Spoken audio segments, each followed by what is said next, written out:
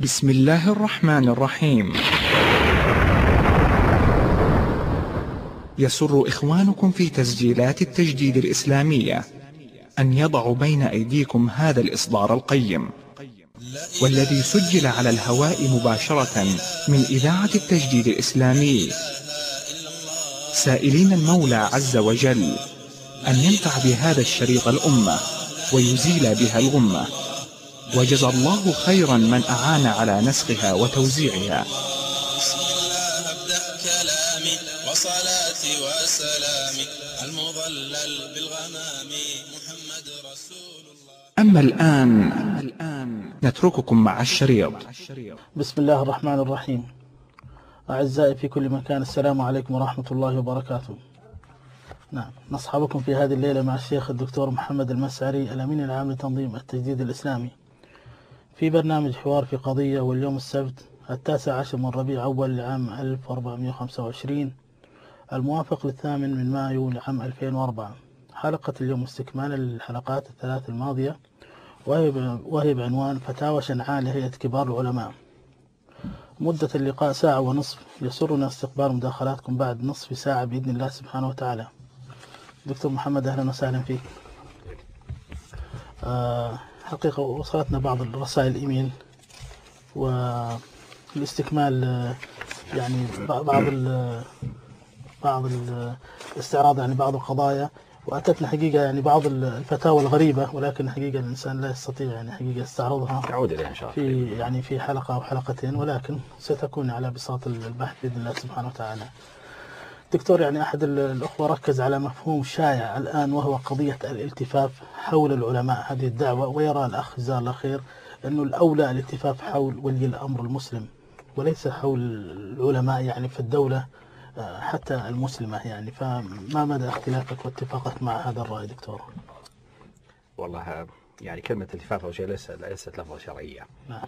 حتى يبحث لها عن نصوص تبين معناها، وإنما في مفهوم اللغة الالتفاف حول شخص معين يعني يؤخذ من الواقع الحسي أن الناس يلتفون حول العالم في الحلقة، يكون في وسط الحلقة وهم حوله. نعم. يعني الاقتراب والمناصرة والالتصاق. فإذا كان هذا المعنى فيحتاج نحرر المعاني. كان يقصد الموالاة والنصرة خصوصا على العدو الكافر الحربي، فهذه المسلمين جميعا، لأن الموالاة من أركان التوحيد، ومن شروط التوحيد أن تولى الإنسان الله ورسوله والذين آمنوا. نعم.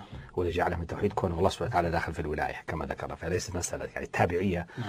تابعية دار الإسلام كان ممكن تكون قضية سياسية عادية، لكن بما أن الله سبحانه وتعالى صار طرف فيها، نعم. أصبح موالاة له، أصبحت من الأمور تتعلق بالعقيدة والتوحيد. نعم. فهذا لجميع أهل الإسلام، عالم وغير عالم.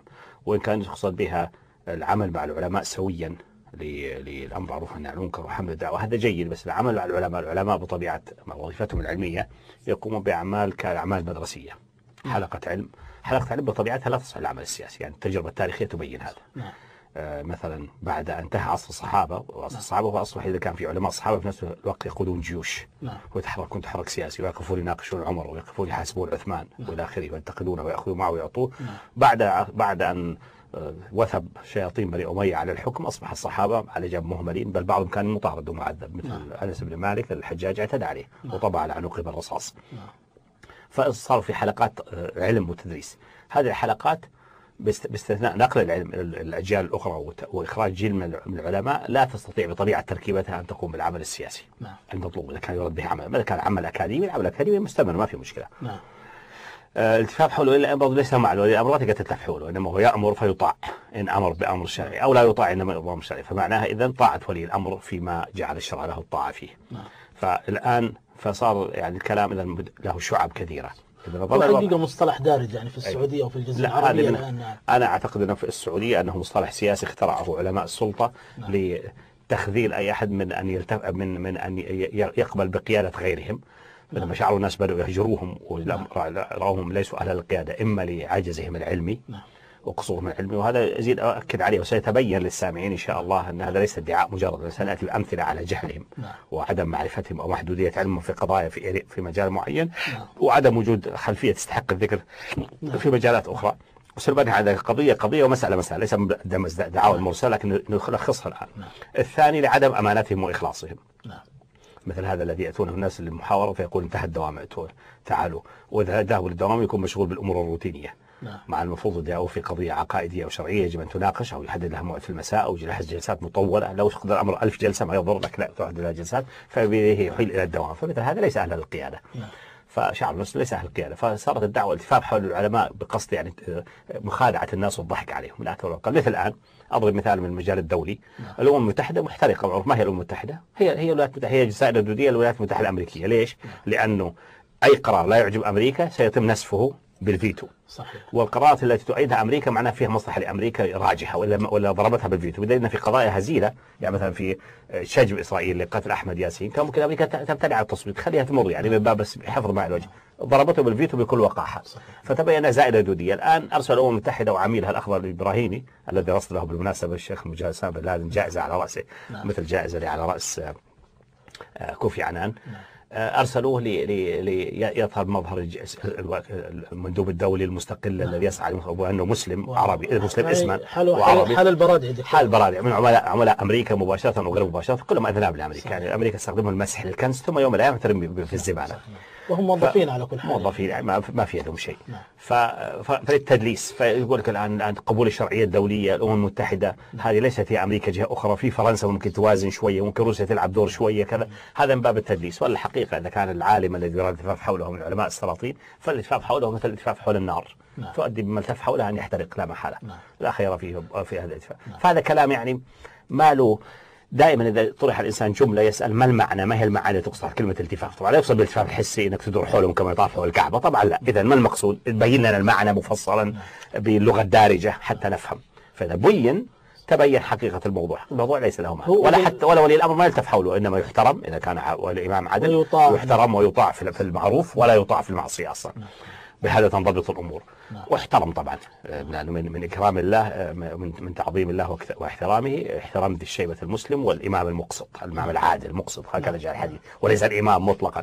الأئمة الآخرين جاء النص صراحة يقول خيار أئمتكم الذين تحبونهم ويحبونكم وتصلون عليهم تدعون لهم ويصلون عليكم وشرارهم الذين تبغضونهم وتلعنونهم ويلعنونكم. فبين انه يعني يوجد من الائمه من الشرار من يلعنهم الناس وانهم اهل اللعنه. لو كان كذلك لو كان الرسول صلى الله عليه وسلم يعني معصوم ان يؤخر البيان عن وقت الحاجه، وقت الحاجه هو حياته عليه السلام. لم ياتي قط يقول فلا تلعنوهم او ادعوا الله بيديه كما يزعم هؤلاء المنافقه العلماء يقول لك لا ادعوا الله لهم بالله لا تلعنوهم. هذا نص صريح انه هم يلعنون الناس والناس يلعنونهم ولم ينهى الناس عن لعنهم. لو شرار الأئمة فلعنتهم ما لها قيمة لأن الشرير يعرف أنه لعان، لكن بقية الناس اللي المفروض يكون فيهم الأخيار يلعنون هؤلاء الأئمة. فلو كان لعن هؤلاء الأئمة الأشرار ممنوعا لقال النبي عليه الصلاة والسلام فلا تلعنوهم ولكن ادعوا الله لهم بالصلاح. هذا غير لم يأتي وروي الحديث من كل الطرق لم تأتي في مثل هذه الزيادة. فتبين أنه زعم الزاعمين أن الدعاء على أئمة الشر بالهلاك ولعنهم أنه خطأ من وساوس هؤلاء المخرفين وجهلهم. فالمقصود إذن كلمة التفاف لا معنى لا محصول من ورائها. عندما نقول مثلا الناس التفوا حول تنظيم التجديد الإسلامي أو حول تنظيم القاعدة الشيخ المجاهد سامي بن لادن يعني معناها يدعموهم وقفوا معهم ونصروهم بالحق. طبعا إذا أخطأوا يصححون وينتقدون. نحن أكثر مرة انتقدنا بعض آراء الشيخ المجاهد سامي بن لادن وقلنا أن فيها شيء من القصور وهذا هو الواجب الشرعي لأنه لو لم تقل كانت خيانة ونحن معاذ الله أن نتورط في هذا الخيانة. وكذلك من يسمعنا ويرى عندنا ما ينتقد واجب عليه الشرعي أن يسارع لنا ونحن لا نبالي أن نقولها علنا، بالعكس علنا أفضل حتى يشارك الناس ويسمعوا لأن الأمور اللي بنتكلم فيها أمور عامة تعني جميع المسلمين ليست أمور خاصة. ليست خلاف زيد مع زوجته فأذهب بين زيد وزوجته توسط بينهم ما في داعي الجيران يعني يعرفون. هذا أمر خاص هذا أمر عام. نتكلم في متعلق بالدولة الإسلامية بالأمة الإسلامية بمحاربة الأعداء بإسرائيل بفلسطين كلها أمور عامة ليس فيها الحمد لله سر ولا في عيب في النقاش فيها بل يجب أن تناقش علنا ويشارك في التصحيح والنقد الجميع. إذا دعوة الالتفاف حول العلماء يعني حقيقة مصطلح يعني أصبح لا معنى. قد يكون مشبوه أيضا دكتور يعني غالبا يراد به صرف الناس عن الالتفاف حول يقول العلماء يعني من العلماء علماء ابن سعود. أما أسامة بن لادن يعني في أحسن الأحوال رجال طيب مساكين لكنه ليس عالم جاهل. أيمن الظواهري اللي هو أعلم من أكثر أعضاء كبار العلماء وأكثر اطلاعا على النصوص الشرعية خصوصا في مجال اهتمام في أمور الجهاد التي هو متفرغ لها قد لا يسأل ولا يهتم أن يطلع في أمور بيع التقسيط. هذه في من يتولى البنوك الإسلامية الحداد تكون بها. فلماذا يضيع أيمن الظواهري وقته فيها؟ إذا أراد يشتري سيارة بالتقسيط راح للراجح وقالوا له هذه فتوى كبار العلماء وفتوى العالم الفلاني اكتفى بها وليس ملزما شرعا بغير هذا.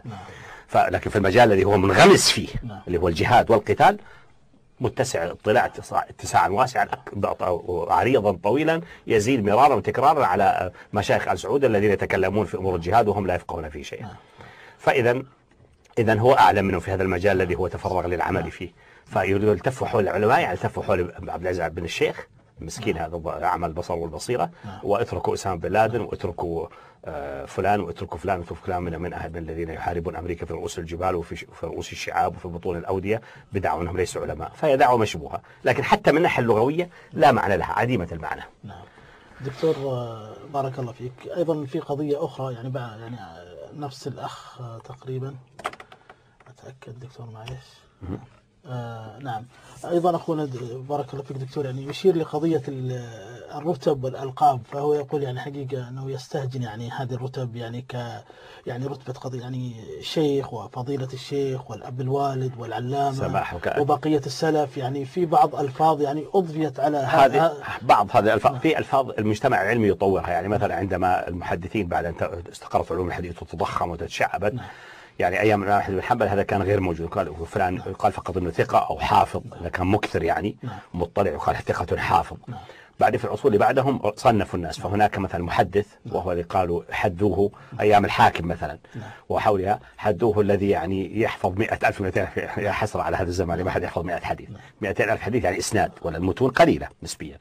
والحافظ هو من يحفظ يقولوا 400,000 مثلا، هذا أنا أتي بها من ذهني ولا في أرقام موجودة في كتبه.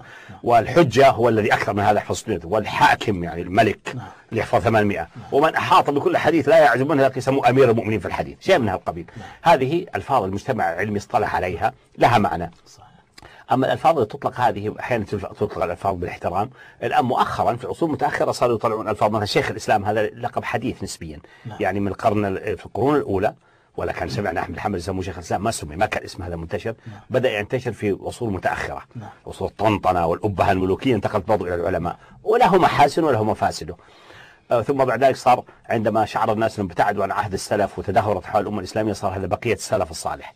ثم جيء بهذه الألقاب، ولقن طبعا أفراخ المباحث والجاميين أن يلقونها على ابن باز وابن عثيمين والأخير يمين يسار، ويكررونها حتى يظن السامع من كثرة تكرارها أنها حق، فتصبح عنده هالة وتعظيم يعني مبالغ فيه إلى آخره. يعني فضيلة الشيخ، يعني إذا قيلت لشخص يعني طالب علم أو شيخ، فهل هذه تنفي يعني البقية الفضيلة على سبيل المثال؟ لا، هي ما تنفي ولا بأس بها، بس بشرط أن يكون فعلا فضيلة. بس صارت هذه الألقاب يعني ألقاب عصور الانحطاط، عموما عصور الرقي في الأمم الدعوية زي الأمة الإسلامية تقل فيها هذه الألقاب والألفاظ. يعني الرسول صلى الله عليه وسلم يأتيه الأعرابي يقول ما منكم ابن عبد المطلب، يقول أنا ابن عبد المطلب لا أكثر ولا أقل. يعني الرسول صلى الله عليه وسلم هو اللي نهينا عن مخاطبته كما نخاطب بعضنا البعض، يقول يا رسول الله يا نبي، ما يقال يا محمد يا أبا القاسم، لأن العرب كان فيهم جفاء فأدبوا على هذا. مع ذلك ما كان في أحد يعني يخاطب أبو بكر وعمر إلا بأمير المؤمنين أو يا خليفة رسول الله بالكثير، ما يزيدون عن كذا. يعني ما يزيد عن هذا. أما الفضيلة والفخامة وهذه كلها من عصور النفخة. مثل في العصور الأولى لأي دعوة تجد مراكز الدعوة التي هي المساجد إذا كانت دعوة دينية تجدها قليلة الزخرفة، حتى عمر كان ينهى عن الزخارف، وينهى حتى لم يأذن حتى يضرب المسجد ببوية بيضاء، وقال والله لتزخرفنها كما زخرف اليهود والنصارى. وجاءت حديث في الواقع يمكن أتي بها مرة عشان نسبب صدمة للذين يصرفون الملايين على المساجد، لا يصرفون على المحتاجين بالفقراء. المفروض أحسن حال المسجد يكون مبني بناء خرساني ليس عليه أي بوية أو أي صباغة أو مشاكل، وجاء نهي عن التحمير والتصفير. لكن في عصور الانحطاط بعد أن تضعف الإيمان الحق يتحول الإيمان إلى مظاهر وشكليات، فتجد مثلا مساجد تركيا، مساجد التي بنيت في اسطنبول مساجد ضخمة وهائلة، يعني يصلح كل واحد منها أن يحول إلى متحف عند اللزوم، وليست هذه يعني في حقيقة. وطبعا عمار بالزخارف انظر مثلا الحرم المكي الآن، الرخام دع عنك السرقة اللي صارت فيه، طبعا مسروق أكثر فلوس مسروقة في جيب بن لادن، ليس بن لادن الشيخ المجاهد وإنما إخوانه وطويل العمر فهد بن عبد العزيز، هم نهبوها أكلوا يمكن 3/4 والربع راح في البناء. لكن حتى هذا اللي ذهب في الربع ما له مبرر، المفروض خرسانة عادية يمكن مطلية بطلع خفيف حتى يكون شكلها يعني مقبول وحسن ويكفي. رخام أبيض عادي، يعني يقصد طلاء أبيض عادي على خرسانة جيدة مسلحة من النوع الجيد تعيش مئات السنين، هذا كان كافيا. لكن بعد ذلك الرخام الفاخر وإلى آخره للنهب أولا، واثنين للمظهر، إظهار الاهتمام بالدين. هذا إظهار الاهتمام بالدين من علامات انحطاط أمة من الأمم وليس من علامات ارتقائها.